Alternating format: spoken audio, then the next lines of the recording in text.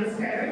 ఈరోజు మన ఈ ఆత్మీయ కార్యకర్తల సమావేశానికి ఇచ్చేసిన ప్రతి ఒక్క తెలుగుదేశం నాయకులకి, కార్యకర్తలకి అందరికీ కూడా నా నమస్కారాలు. ఇప్పుడు చాలా మంది మాట్లాడారు తెలుగుదేశం పార్టీ గురించి. నిజంగా 2 సంవత్సరాల క్రితం నాకు కూడా ఈ పార్టీతో పరిచయం లేదు. వచ్చిన తర్వాత ఇది ఒక గొప్ప పార్టీ అని నాకు ఆనాడు ఎన్టీ రామారావు గారి నుంచి ఈనాటి మన ముఖ్యమంత్రి చంద్రబాబు నాయుడు గారు, యువ నాయకుడు నారా లోకేష్ బాబు గారు అందరూ కూడా క్రమశిక్షణ, రాజనీతి, ప్రజా ఆదరణ, ప్రజల సమస్యలు తెలుసుకోవడం, ప్రజల కోసమే ఉండడం, ఎప్పుడు అధికారంలోకి వచ్చినా ఇది పేదల ప్రభుత్వం, ప్రజల ప్రభుత్వం, మంచి ప్రభుత్వం అని చెప్పి ఇప్పటికీ 23 స్థాపించిన నుంచి ఈ రోజుకి అదే దీంట్లో ఉంది అంటే నిజంగా ఈ పార్టీ కార్యకర్తలే దీనికి పునాదులు మొత్తం. ఎందుకంటే పార్టీ కష్టకాలంలో ఉన్నప్పుడు జెండాను భుజాన వేసుకొని మోసిన కార్యకర్తలు ఇక్కడ ఎంతో మంది ఉన్నారు. వాళ్ళ కష్టం నాకు తెలుసు. ఎందుకంటే నేను రాజకీయాల్లో కొత్త అయినా మంచి ఏదో చెడేదో తెలుసుకోగలిగిన విజ్ఞత అయితే నాకుంది. అది ప్రభాకర్ రెడ్డి గారి అడుగు జాడలో నేను నేర్చుకున్న మొదటి పాఠం. ప్రతి ఒక్కరు కూడా ఎవరు బాధపడకుండా, ఎన్ని సమస్యలున్నా, ఏ సమస్య ఉన్నా నాకు తెలుసుకోవాలని చెప్పి నేను ఎలక్షన్ ముందు నుంచే మిమ్మల్ని అందరినీ పిలిచి కూర్చోబెట్టి మాట్లాడడం జరిగింది చాలా మందికి. ఎందుకంటే ఆ రోజు సరే ఎలక్షన్ ముందున్నాం, ఈ రోజు ఎలక్షన్ అయిపోయింది, మన పార్టీ అధికారంలోకి వచ్చింది. ఇప్పుడు కూడా అప్పట్లాగే ఎవరు అలిగి ఇంట్లో కూర్చోవద్దు అని చెప్పి నేను చెప్తున్నాను. ఫస్ట్ అలకలి మానేయండి. నీకేం కావాలో నా దగ్గర రండి, నాకు చెప్పండి. ఇప్పుడే వంశీ చెప్పినట్టు అపోహలు తొలగించుకోండి. ఎవ్వరూ మీకు నాకు మధ్య అడ్డపడే వాళ్ళు లేరు. కేవలం మండలం చూస్తున్న మండల నాయకులైనా కూడా వాళ్ళు ఎందుకంటే ఒకవేళ నేను అందుబాటులో లేని టైంలో మీకు ఏదైనా సమస్య వస్తే ఎవరో ఒకరు ఒక మండలానికి రెస్పాన్సిబిలిటీ తీసుకోవాలి. కాబట్టి ఆ మండలానికి సంబంధించిన నాయకుల్ని నేను చూసుకోవాలని, ముఖ్యంగా మీ మండలానికి సంబంధించి నేను వంశీకి చెప్పాను, అలాగే శ్రీధర్కి చెప్పాను, చైతన్యకి చెప్పాను. అందరికన్నా ముఖ్యులు పెద్దవారైన అరుణ్ ఉన్నారు, మండల పార్టీ అధ్యక్షులు, అలాగే శ్రీధరన్ ఉన్నారు, గోవర్ధన్ ఉన్నారు, ఇప్పుడు మన జిల్లా కమిటీలో మల్లేశ్వరి ఉన్నారు. ఇలా అందరూ ప్రతి ఒక్కరు కూడా ఎందుకున్నారు అంటే వీళ్ళందరినీ ఈరోజు నేను నాయకులు అని ఎందుకు మీకు పరిచయం చేస్తున్నానంటే 10 మంది వాళ్ళ దగ్గరికి వెళ్ళి వాళ్ళ సమస్య చెప్పుకుంటే ఆ సమస్యని పరిష్కరించే విధంగా మాట్లాడు. అర్జున్ రెడ్డి ఉన్నాడు, తను కూడా ఇప్పుడు ఇందాకే చెప్పినట్టు ఆయన చాలా మంది వైఎస్ఆర్సీపీలో నుంచి ఎంతో మంది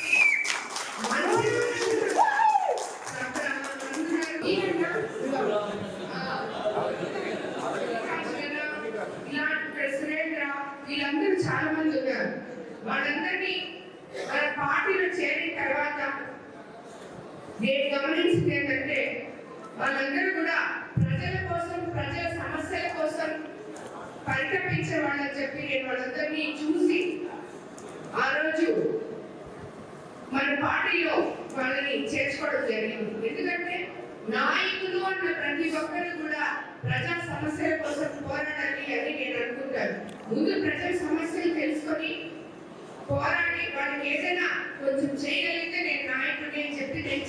ఉంటాడు మామూలుగా.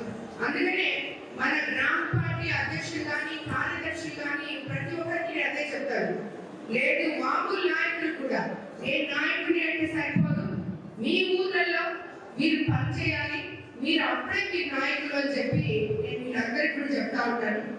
సో ఆ మాదిర పనిచేసిన ప్రతి ఒక్క కార్యకర్త నాయకుడే. ఇక్కడ ఒక నాయకుడే కాదు, అందరూ నాయకులే అవుతారు.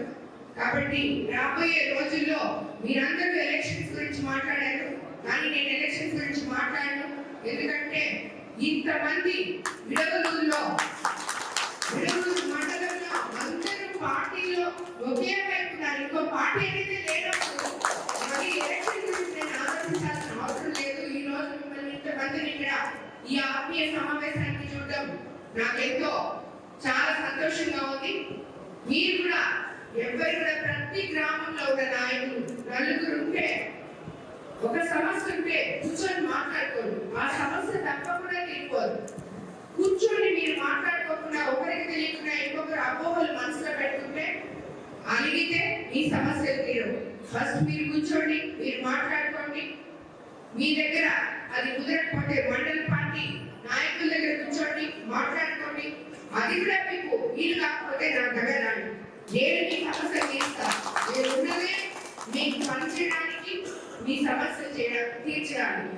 మీకు నేను ఎప్పుడు చెప్పేది ఒకటే, రాజకీయాలు కావాలని, రాజకీయంలో సంపాదించాలని, ఏదో చేయాలని నేను రాలేదు. సేవ చేయడానికి రాజకీయాలకు వచ్చాను. నాకు కానీ ఎంపీ ప్రభాకర్ రెడ్డి గారు కానీ ఇద్దరికి మా ఆత్మకి, ఆత్మసాక్షికి ఎంతో సంతోషం ఉంటుంది, మనశ్శాంతి ఉంటుంది. ఎందుకంటే మాకు తెలిసి మేము సేవ చేయడానికి రాజకీయాలకు సేవే చేస్తున్నాము. అది ఎవరు అవునన్నా కాదన్నా అది నిజం. కాబట్టి పేదవాళ్ళ కోసం మనం ఫౌండేషన్ పెట్టినప్పుడు 10 మందికే చేయగలం. జనాలకు వస్తే వాళ్ళకి ఏ సమస్య ఉన్నా తెలుసుకుంటే 100 మందికి చేయగలం అనే ఉద్దేశంతో మేము ఈ రాజకీయాలకు రావడం జరిగింది. కాబట్టి మీకందరికీ నేను చెప్పేది ఒకటే, ఎక్కడ మనసులు కష్టపెట్టుకోవాకండి, గొడవలు పెట్టుకోవాకండి. మనం ముందు ఎప్పుడూ చెప్తూనే ఉన్నాం, అవినీతి రహిత కోవూరు నియోజకవర్గం, అలాగే ఇంకోటి కూడా వివాద రహిత కోవూరు నియోజకవర్గం మనం మీకు అందిస్తామని అంతా చెప్పారు. నిజంగానే మనం అలాగే ఉన్నాం. మనల్ని ఎవరైనా పాల్తూ వివాదాల్లో లాగితే తప్పే మనం అసలు వివాదాలకే పోవు. మనం అందరం ఒకే మాట మీద ఉన్నాం. కాబట్టి ఎవ్వరు కూడా మీరు ఏ సమస్య ఉన్నా నా దగ్గరికి రావాలని, మీ సమస్యలు తీర్చుకోవాలని చెప్పి మీకు అందరికీ నేను తెలియజేసుకుంటూ, అందరూ కలిసికట్టుగా పనిచేయాలని నేను చెప్తున్నాను. ఇప్పటికీ నాకు తెలిసి విడవలూరు మండలంలో 15 పంచాయతీలు ఉంటే ప్రతి పంచాయతీలో అభివృద్ధి పనులు అనేది ఏదో ఒకటి మనం శంకుస్థాపన చేసుకోవడం జరిగింది, ఓపెనింగ్ చేసుకోవడం జరిగింది. రాబోయే రోజుల్లో మన ముఖ్యమంత్రి చంద్రబాబు నాయుడు గారు అభివృద్ధి, సంక్షేమము 2 సమపాళ్లను నడిపిస్తూ ముందుకి పార్టీ తీసుకెళ్తున్నారు. ఏ రకంగా అయితే మనం ఎలక్షన్ ముందు సూపర్ 6 పథకాలు చెప్పామో ఆ సూపర్ 6 ని సూపర్ హిట్ చేయడం జరిగింది. మీకు అందరికీ తెలుసు, మనం పెన్షన్ 1వ తేదీ ఇస్తున్నాం. అలాగే మనకి తల్లి వందనం ఎంతమంది పిల్లలు ఉంటే అంతమంది పిల్లలకి ఇచ్చాం. స్త్రీ శక్తి పథకం కింద ఆర్టీసీ బస్సులు ఫ్రీగా ప్రయాణం అని చెప్పాం, అది ఇచ్చాం. అలాగే రైతులకి అన్నదాత సుఖీభవ ఆల్రెడీ ఇప్పటికి 2 సార్లు ఇచ్చినాం. ఇందాకే వంశీ చెప్పినట్టు ప్రతి రైతుకి కాలువల దగ్గర ఎక్కడ ఇబ్బంది లేకుండా ఫౌండేషన్ ద్వారా కాలువలు తవ్వించాం. తగ్గినవి ప్రభుత్వం ద్వారా కూడా తవ్వించాం.